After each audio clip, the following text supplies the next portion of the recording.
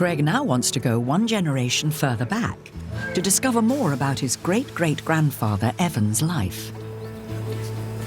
I'm going to try and find some more clues about what had happened to Evan over those years since losing his wife, and try and find out if there's any connection at all between him and his son, William, my great-grandfather.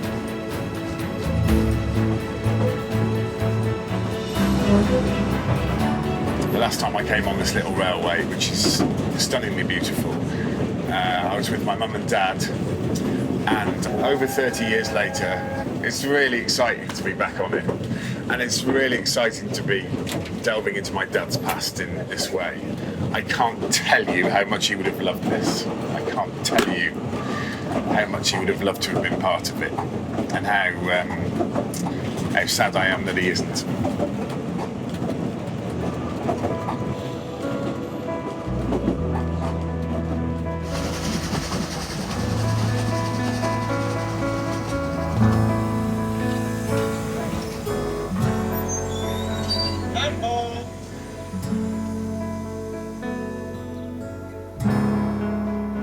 Greg has come to find the Penneal Chapel, where his great-great-grandfather Evan was elected deacon in 1902. I'm really looking for evidence to see what role religion played in his life, because it was a big part of my immediate family's life. Certainly my grandmother was also a deacon, which is what Evan was at this chapel. And my dad described a lot of chapel activities when they were kids. Wow. There it is, Penneal Chapel. It's very strange. It's very strange to find it.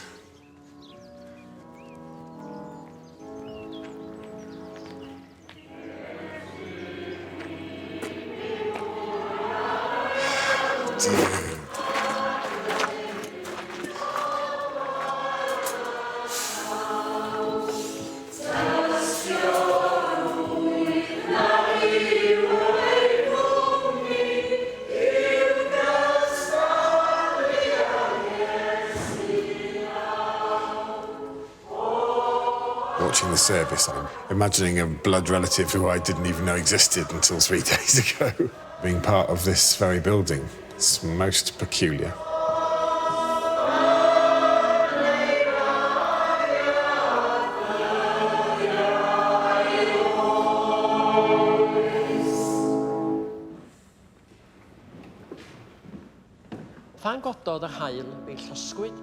It was lovely to sing a ritual that was a big part of my dad's life and my grandmother's, and now I'm learning of my great-great-grandfather's.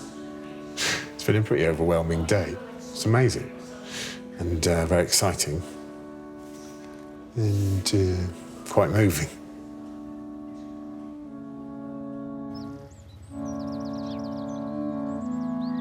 To learn more about Evan's life, Greg is meeting historian Dr. Erin White.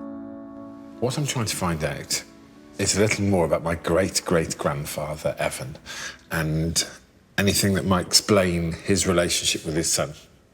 We've got some information from the 1891 census. Ah. So this is when Evan was living in Talyllyn before he Right. moved to this area. So you'll see he's listed here with his family. Well, with his new wife, Martha. So he had more children. Yeah. 3 daughters. So he has a whole second family of half-sisters to William. Yeah. And they had 2 servants, so the farm was going well. He was doing all right, wasn't he? He was doing all right. So it's interesting that, of course, you know, the eldest son is not living with him at this point. No connection with William. He's just moved on and had another family. That's interesting, isn't it? Right. In this whole process, I'm very quick to make judgments. This is what's so difficult to get to the heart of, because we've got the historical documents, but it's so hard to get the human story behind these. So it's very difficult to know if they had any contact whatsoever. Yeah. I think it's not unfair to say that father and son are on very different paths from a certain point onwards. William liked to have a drink, and he had 2 illegitimate children. The fact is, they were actually geographically very close. Porthmadog isn't that far away from Nantmor here. But socially and culturally, they seem to have been living very separate lives. Yeah. Somebody like Evan, of course, who was elected a deacon with the Calvinistic Methodists, would probably be expected to sign the pledge to be teetotal. So we know for a fact he would have disapproved of alcohol. We know for a fact that he would have disapproved of alcohol. And was actively disapproved of alcohol. Actively disapproved. During the 19th century, a rise in heavy drinking sparked mounting concern. Local temperance groups preached the evils of the demon drink and encouraged members to sign pledge cards, committing them to lives of sobriety. I'll show you the banner that we have from 1836 from Beth from this very area. And this is anti-alcohol? This is anti-alcohol. This is the Temperance Society banner. Right. And it shows here the sort of contrast. So you have this devout Victorian patriarch who frowns on alcohol, and goodness and prosperity will come if you keep away from the demon drink. Stay away from the evil drink and you'll have wonderfully rosy-faced children. Yes. And here we have Glutha Meddwywer. He's a glutton and a drunkard. Glutton and a drunkard. Dear me. So that does tell you an awful lot about the relationship between father and son. Yeah, they're almost acting out these roles, aren't they? They are. Of course he's going to disapprove of that boy. It's very sad. There is one other item we've got from a newspaper. OK. This takes us forward to 3rd of August, 1920. This headline here, Trychineb and Llanfrothen. We do have the English translation Just as well, here. yes. Disaster in Llanfrothen. 2 drowned. Oh.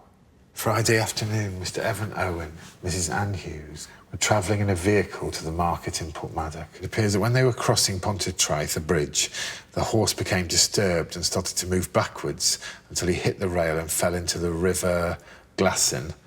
The bodies of Mr. Evan Owen and Mrs. Hughes could be seen carried away by the flood. Oh dear, Evan. Well, I wasn't expecting that.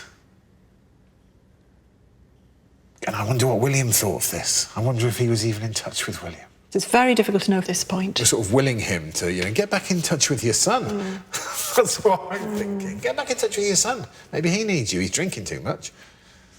And so I'm willing their relationships to all sort themselves out. And then he goes and drowns.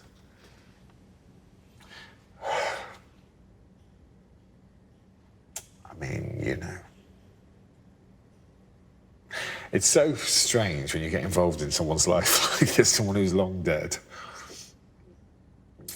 I'm so sad to hear that he drowned.